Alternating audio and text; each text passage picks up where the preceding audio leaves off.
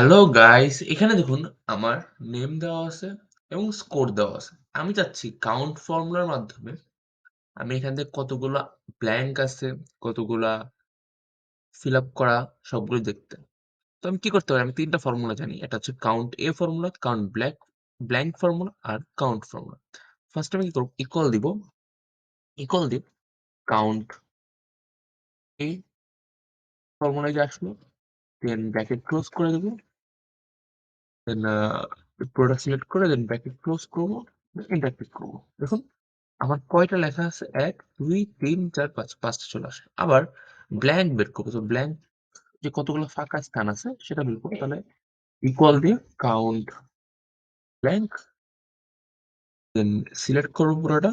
Select করে দেন bracket close করে enter দিয়ে দেব। ৩ টা ফাঁকা আছে। ৩ টা ফাঁকা স্থান ব্ল্যাংক আছে। দেন কাউন্ট এখানে দেখব যে এখানে কতগুলা আছে। ইকুয়াল দিয়ে কাউন্ট দিয়ে ওটা সিলেক্ট করব। কতগুলো নাম্বার আছে আরকি এটাই।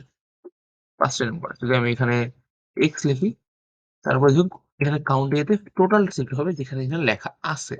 বাট কাউন্টে শুধুমাত্র নাম্বারগুলো সিলেক্ট হবে। লেখা আপনি যাই লিখুন না কেন, ধরুন আমি A লিখলাম। এখানে কাউন্ট A তে পুরোটা যতগুলো লেখা আছে ততগুলো সিলেক্ট হচ্ছে। বাট কাউন্টে কখনো নাম্বার ছাড়া অন্য কিছু সিলেক্ট হবে না। যদি ভিডিওটি ভালো লেগে থাকে অবশ্যই লাইক করবেন এবং এরকম মজার মজার টিপস পেতে আমার চ্যানেলটি সাবস্ক্রাইব করবেন। Thanks for watching.